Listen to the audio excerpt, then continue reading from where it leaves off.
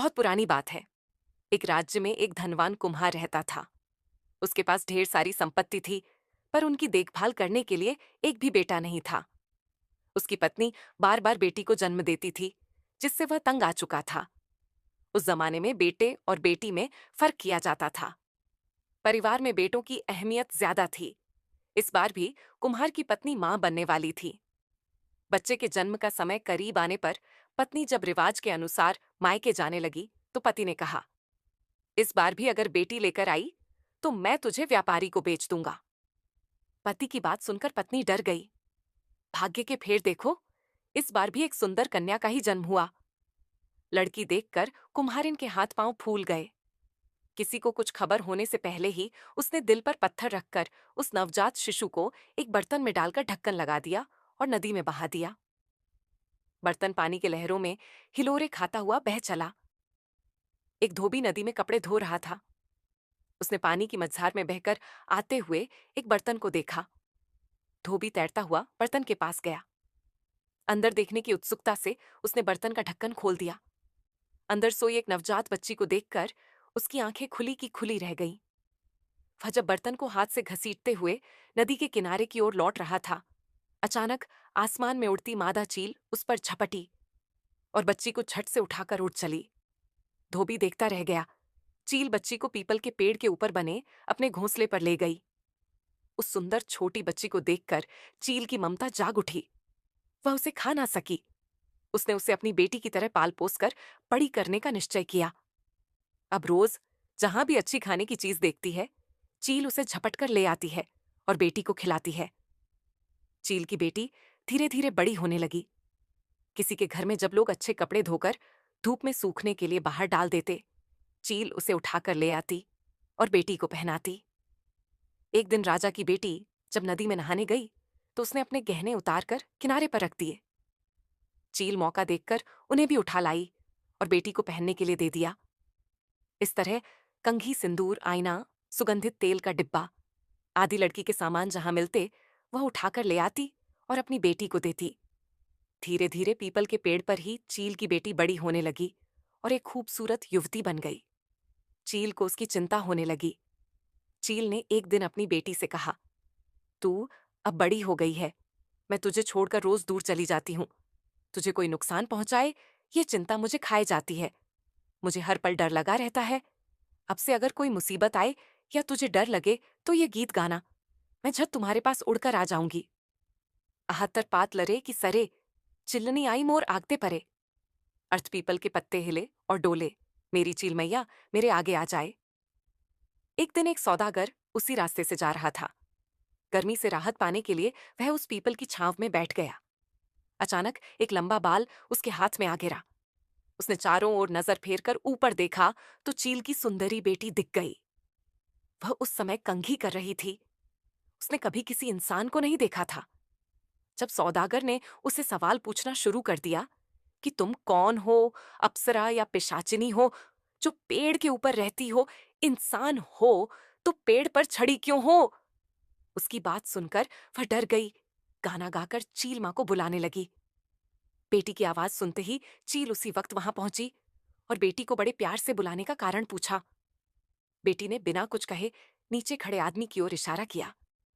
चील मां ने उस जवान एवं सुंदर आदमी को देखकर सोचा कि अगर इसके साथ मेरी बेटी की शादी हो जाए तो मेरी चिंता दूर हो जाएगी। वह नीचे उड़कर सौदागर के पास आई और उसे अपनी बेटी के बारे में सब कुछ बता दिया। सौदागर ने कहा, मैं एक रईस हूं, पर मेरी पहले से ही 7 पत्नियां हैं। अगर तुम्हें इस बात से कोई आपत्ति नहीं है तो मैं तुम्हारी सुंदर बेटी से शादी करने के लिए तैयार हूं। मैं तुम्हें यकीन दिलाता हूं कि उसे बड़े सुख एवं प्यार से रखूंगा और कभी कोई कष्ट नहीं दूंगा। चील मां कुछ देर के लिए सोचती रही, फिर अपनी बेटी को समझा बुझाकर पेड़ के नीचे नीचे ले आई। उसने अपनी बेटी का हाथ सौदागर के हाथों में सौंप दिया। उसने मां से बिछड़ने के गम में रोती बिलखती हुई बेटी से कहा, जब भी तुझे मेरी जरूरत होगी वह गाना गाकर मुझे बुलाना, मैं उसी वक्त हाजिर हो जाऊंगी। सौदागर चील की सुंदर बेटी को घर ले गया और बहुत ही प्यार जतन से उसके साथ जीवन बिताने लगे। ये बात उनकी पहली पत्नियों को सहन नहीं हुई।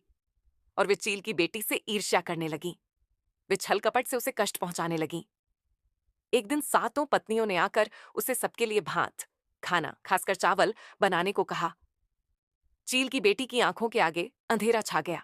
खाना बनाना तो दूर, उसने आज तक किसी को भात बनाते हुए भी नहीं देखा था। उसे कुछ नहीं सूझा। रोती बिलखती वह घर के पीछे लगे केले के पौधों के बीच छिपकर चील मां को बुलाने लगी। झट से चील उसके आगे हाजिर हो गई और बड़े प्यार से बुलाने का कारण पूछा। बेटी ने कहा, मां, मेरी सात सौतों ने मिलकर मुझे अकेले ही सबके लिए भात बनाने को कहा है, लेकिन मुझे तो कुछ नहीं मालूम। अगर मैंने नहीं बनाया तो वे मेरे पति के आगे मेरी चुगली करके मुझे नुकसान पहुंचाएंगी। चील मां ने कहा, बेटी, तू मत डरना, मैं जैसा बताती हूं तू वैसे ही करती जा। एक बर्तन में पानी डालकर उसमें एक चावल डाल देना। दूसरे बर्तन में भी पानी डालकर एक साग, पत्तेदार सब्जी का पत्ता डाल देना। दोनों बर्तनों पर ढक्कन लगाकर नीचे एक एक लकड़ी देकर तू घर से बाहर आकर बैठी रहना। देखना, दोनों बर्तनों में अक्षय भात और सब्जी तैयार मिलेगी। ऐसा कहकर चील उड़ गई। बेटी ने ठीक वैसा ही किया। रसोई तैयार होने के बाद उसने अपनी सौतों को भात खाने को बुलाया। सात सौतों ने अपनी अपनी थालियों के नीचे एक छेद करके रखा था। जैसे ही वह भात और सब्जियों का रस परोसती, छेद से सारा रस बह जाता। दोबारा कहती, भात खत्म हो गया है और लाओ। अक्षय बर्तन से खाना परोसने के कारण खत्म नहीं हो रहा था। अंत में सातों सौत हार कर शर्म से उठकर चली गई। एक दिन सातों सौतों ने मिलकर चील की बेटी को गोहाली, गायों को रखने का घर साफ करने को कहा। उसे कहाँ साफ सफाई की आदत थी, उसने तो कभी कुछ नहीं किया। वह गोहाली में गायों के बीच जाकर रोती हुई चील मां को बुलाने लगी। चील मां रोज की तरह झट से बेटी के पास पहुंची और बड़े प्यार से बुलाने का कारण पूछा।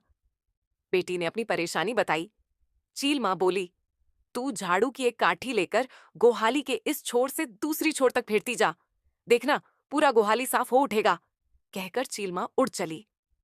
मां के कहे अनुसार बेटी ने काम किया और देखा कि गोहाली एकदम चमक उठा है। सौदागर चील की बेटी के कामकाज को देखकर और प्रसन्न हुआ और ज्यादा प्यार करने लगा। इस तरह दिन बीतने लगे। हर साल की तरह बोहाग बिहू आ गया। सौदागर ने अपनी पत्नियों को कपास देकर कहा, बिहू में पहनने के लिए सुला, कमीज, सुरिया, धोती, कपड़े और गामुसा, गमछा बना देना। कौन कितना सुंदर कपड़े बुन सकती है, मैं देखना चाहता हूं। सातों पत्नियां कपास को धोकर, धुनकर, सूत निकालकर तांत में कपड़े बुनने लगीं। मगर चील की बेटी को यह सब कुछ नहीं आता था। वह रोनी सूरत लिए कपास हाथ में लिए बैठी रही। सात सौतों ने सोचा, इस बार ये बुरी तरह फंसी। कपड़ा न दे पाने पर सौदागर इसे क्या करेगा, पता नहीं। और मन ही मन खुश होने लगी। उधर बिहू के दिन करीब आने लगे। चील की बेटी घर के पीछे केले के बगीचे में छिपकर मां को बुलाने लगी। इस बार भी चील मां ने उपाय दिया। कहा, तू चिंता मत कर, जब तक मैं जीवित हूं तुझे कुछ नहीं होने दूंगी। तू 4 बांस के चूंगे, लंबे टुकड़े ले आ और सब में थोड़े कपास भरकर उनका मुंह बंद कर देना। बिहू के दिन जब तेरा पति तुझसे कपड़ा मांगेगा तब उन्हें ये चुंगे दे देना। कहकर चील मां उड़ चली। चील की बेटी ने कपास को हाथ तक न लगाया। यह देखकर सौतों को बड़ा मजा आया। बिहू के दिन पति के पैरों को छूकर प्रणाम करके एक एक कर सातों पत्नियों ने उन्हें सुंदर कपड़े दिए और बदले में पति का प्रेम और आशीर्वाद पाया। चील की बेटी ने 4 चुंगे उनके हाथ में थमा दिए। कपड़ों के बदले चुंगे को देखकर सातों पत्नियां ठहाके मारकर हंसने लगीं। सौदागर को भी गुस्सा आया। कहने लगा, ये सब क्या है? तेरे बुने हुए कपड़े कहाँ हैं?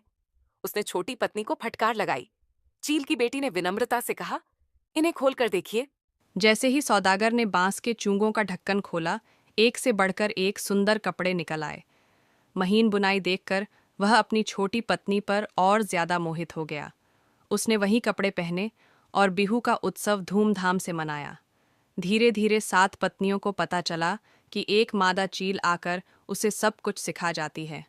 उन लोगों ने चुपके से वह गाना भी सीख लिया और एक दिन धोखे से चील को बुलाकर डंडे से पीट पीट कर उसे मार डाला। चील की बेटी को इसकी कोई खबर नहीं हुई। अब जब भी वह चील माँ को बुलाती, वह नहीं आती थी। ऐसा कई बार होने पर उसने समझ लिया कि उसकी सौतों ने मिलकर चील माँ को मार डाला। वह कमरे में बैठकर फूट फूट कर रोने लगी। चील माँ वापस नहीं आई। एक बार सौदागर व्यापार करने नाव लेकर निकला। जाते समय बार बार अपनी सातों पत्नियों को चील की बेटी का ख्याल रखने की हिदायत दी। पति के सामने तो वे अच्छी बनने का नाटक कर रही थीं, पर उनके जाते ही चील की बेटी को घर से निकालने की योजना बनाने लगीं। सातों मिलकर भोली भाली चील की बेटी को एक व्यापारी के हाथों बेच दिया। उसे बहला फुसलाकर आईना, कंघी, सिंदूर आदि खरीदने के बहाने व्यापारी के नाव में बिठा दिया और योजना के अनुसार व्यापारी भी सुंदर लड़की पाकर नाव लेकर चला गया। नदी किनारे अपने घर ले जाकर व्यापारी ने उसे सूखी मछली की रखवाली करने को कहा। एक दिन मछली के पास बैठी चील की दुखी बेटी अपनी चील माँ को याद करती हुई गाने लगी। कुमारनी आए मुख उतुवाई दिले, सिलनी आए मुख दांगी धरले, साउदर कवरे मक बिया करा ले, सात सतीनिये मक मोड़ीट बेसिले, मूड़िए मुख शुकान माच रखिया पातिले। अर्थ कुम्हारिन माँ ने बहा दी, चील माँ ने उठा लिया। सौदागर कुंवर ने शादी कर ली, सातों सौत ने व्यापारी को बेचा।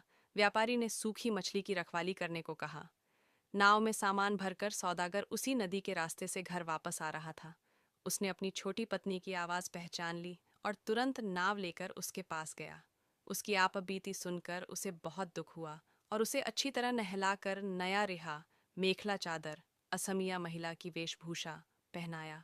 उसने एक बड़े लकड़ी के बक्से में सांस लेने हेतु 2 छेद किया। उसके अंदर चील की बच्ची को रखकर घर ले आया। सातों पत्नियां पति को नाव में ढेर सारा सामान लाते देखकर फूली न समाई और उनके स्वागत के लिए सज धज कर बाहर आ गई। सौदागर ने पूछा, मेरी छोटी पत्नी चील की बेटी नहीं दिख रही है, वह कहाँ है? उन्होंने जवाब दिया, वह अपनी मायके गई है। सौदागर ने कहा, मेरा मन कह रहा है कि तुम लोगों ने उसके साथ जरूर कुछ बुरा किया है।